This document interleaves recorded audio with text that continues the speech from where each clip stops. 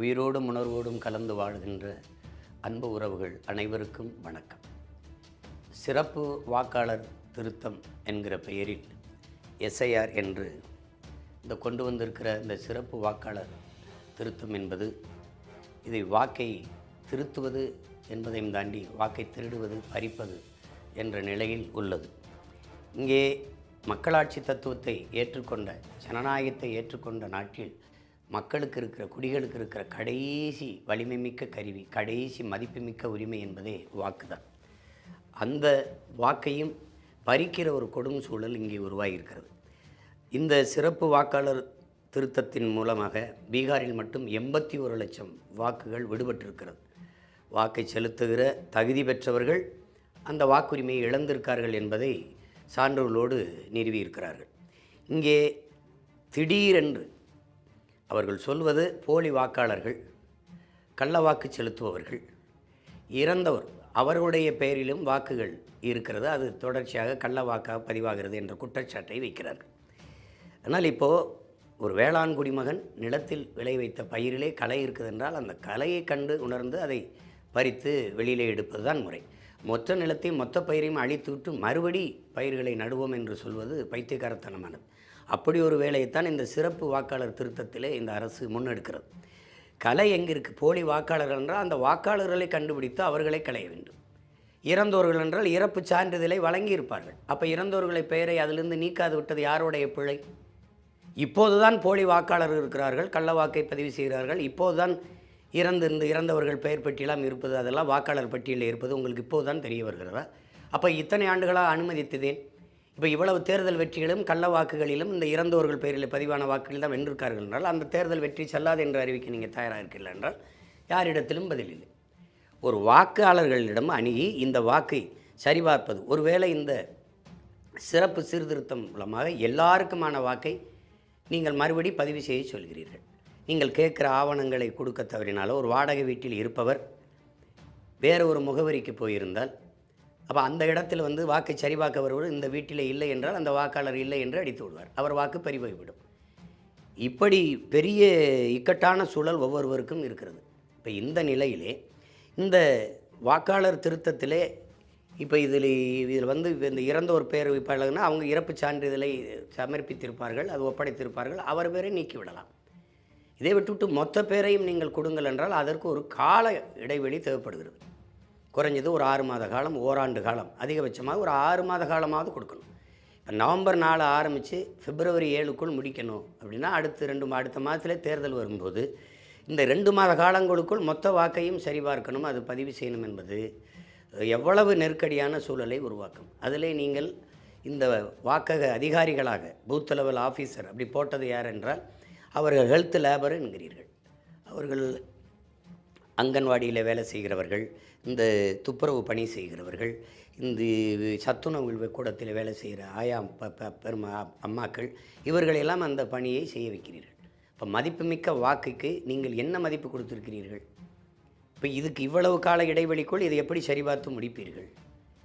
இப்போ விசாரிக்கும் போது ஒவ்வொரு தொகுதியிலும் 20,000 வாக்கு, 26,000 வாக்குகள், 30,000 வாக்குகள், சில இடங்களில் 1 லட்சம், சோழிங்கநல்லூர் எல்லாம் 1 லட்சம் வாக்குகள் பதிவாகவில்லை, விடுபடுகிறது என்று கடைசி நேரத்தில் நீங்கள் அறிவித்து விட்டீர்கள். இவ்வளவுதான் வாக்கு என்றால் என் வாக்கு விடுபட்டு போய்விட்டது என்று அது மறுபடி விண்ணப்பித்து அந்த வாக்கை புதுப்பித்துக் கொள்வதற்கு, அந்த வாக்கை தக்க வைத்துக் கொள்வதற்கு கால அவகாசம் இருக்கிறதா என்று யோசிச்சு பார்க்கணும். இல்லை, உடனே தேர்தல் வந்துடும். இப்போ 100 விழுக்காடு வாக்குகள் இருக்கும்போதே 60-65 விழுக்காடு தான் பதிவாகுது. நீங்கள் 60-65 விழுக்காடு தான் வாக்கே இருக்கும் என்றால் எவ்வளவு பதிவாகும் என்று பாருங்கள். இந்த முறை அன்று வாக்காளர்கள் தங்களுக்கான ஆட்சியாளர்களை தேர்வு செய்தார்கள், இன்று ஆட்சியாளர்கள் தங்களுக்கான வாக்காளர்களை தேர்வு செய்கிற ஒரு கொடிய முறையாக இது இருக்கிறது. இது ஜனநாயக படுகொலை, தேர்தல் அரசியல் படுகொலை. இதன் மூலமாக வாக்கு சீர்திருத்தங்கிற முறையில் அரசியல் படுகொலையை செய்கிறது என்று அருமை பெருமகன் அம்மையார் நிர்மலா சீதாராமன் அவருடைய கணவர் அவர்கள் குற்றம் சாட்டுகிறார். அதுதான் சாதாரண குடிமகனுக்கும் குடிமக்களுக்கும் தோன்றும். அதனாலே நம்ம எவ்வளவு போராடியும் இந்த எஸ்ஐஆர் என்கிற சிறப்பு வாக்காளர் திருத்தத்தை இவர்கள் கைவிடுவதாக இல்லை, வலிந்து திணிக்கிறார்கள். ஒரே நாளில் பணம் சென்றாது என்றார்கள், குடியுரிமை சான்றிதழ் சிஏஏ என்று உடனே காட்ட வேண்டும் என்றார்கள், ஆதார் தான் அனைத்துக்கும் நிவாரணம் என்றார்கள், ஆதார் தான் அனைத்துக்கும் அடையாளம் என்றார்கள். இப்போ ஆதார் அது பயனற்றது, அது ஒன்றுமில்லை என்கிறார்கள். இப்போது இந்த சிறப்பு சீர்திருத்தத்திற்கு அவர்கள் கேட்குற இந்த ஆவணங்களை திரட்டி கொடுப்பதற்குள்ளே காலம் ஓடிவிடும். ஆனாலும் பீகாரிலே இருப்பவர்கள் அங்கே அவர்கள் அம்மா அப்பா வாக்கு செலுத்தியிருந்தாலே இங்கே வாக்குரிமை எடுத்துக்கொள்ளலாம் என்கிறார்கள். பிற மாநிலத்தவர்கள் வாக்கை இங்கே உறுதிப்படுத்துவதற்கு வாக்கு செலுத்துகிற உரிமையை பெறுவதற்கு இவ்வளவு எளிதாக வாய்ப்பை கொடுப்பவர்கள் சொந்த நிலத்தின் மக்கள் வாக்கை செலுத்துறதுக்கு இத்தனை ஆவணங்களை கேட்பது எதற்கு? குடும்ப அட்டை அது பத்தாது, ஆதார் அது பத்தாது, அதில் தகுதி வாய்ந்த அதிகாரிகள் சான்று தரணும்னா அப்போ தகுதியற்ற அதிகாரிகளை நீங்கள் பணி நியமனம் செய்கிறீர்களா? எங்களுக்கு சான்றிதழ் தருபவர், ஏற்பு சான்றிதழ் தருபவர் தகுதியான அதிகாரியா இல்லையா என்பதை நாங்கள் எப்படி கண்டு உணர்வது? இது எவ்வளவு கேலிக்குத்தான ஒரு அணுகுமுறை என்று பாருங்கள். விண்ணப்ப படிவத்தை பூர்த்தி செய்து நிறைவு செய்து கொடுத்து விட்டீர்களா? அப்படி இல்லை என்றால் அதை செய்வதற்கான முயற்சி செய்யுங்கள். ஏனென்றால் காலங்கள் ஓடிக்கொண்டிருக்கிறது. என்னரும் சொந்தங்களின் உயிரினுமிலே உடன் பிறந்தார்கள். என் நாம் தமிழர் தம்பி தங்கைகள், என் சொந்தங்கள் எல்லோரும் நீங்கள் வாழ்கிற இடங்களில், சிற்றூர்களில் அல்லது வாழ்விடத்தில் அங்கே இருக்கிற நமது சொந்தங்களுக்கு, உறவினர்களுக்கு வாக்கு அந்த அவர்கள் கொடுத்த விண்ணப்ப படிவம், அந்த வாக்காளர் சீர்திருத்த விண்ணப்ப படிவத்தில் எல்லாம் பூர்த்தி செய்து கொடுக்கப்பட்டிருக்கா? அப்படி கொடுக்கவில்லை என்றால் உங்களால் முடிந்த உதவிகளை செய்து அந்த பணியை அவர்களுக்கு செய்து கொடுங்கள். ஏனென்றால் அதை இந்த வாய்ப்பை நம் இழந்து விடக்கூடாது. இவர்கள் சொல்கிற கணக்குப்படி பார்த்தால் 1.5 கோடி வாக்காளர்களை வெளியேற்றுவார்கள் என்று தோன்றுகிறது. அந்த வாக்காளர்கள் அவர்களுக்கான வாக்கு அது இல்லை என்றால் வெளியேற்றுவார்கள். ஏன்னால் இது அவர்கள் வழக்கமாக செய்கிற ஒன்று.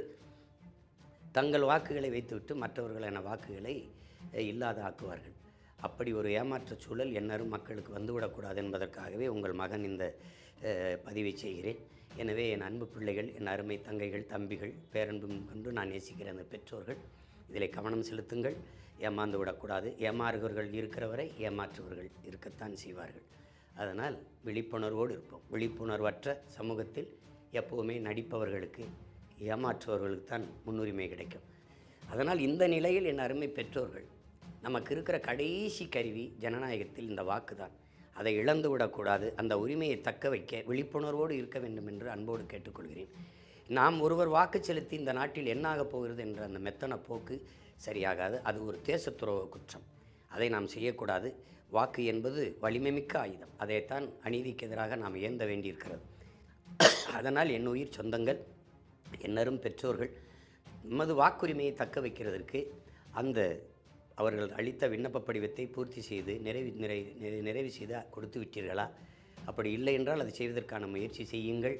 ஏனென்றால் காலங்கள் ஓடிக்கொண்டிருக்கிறது.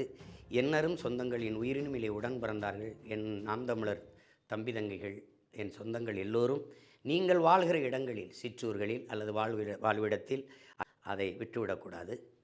நன்றி, வணக்கம்.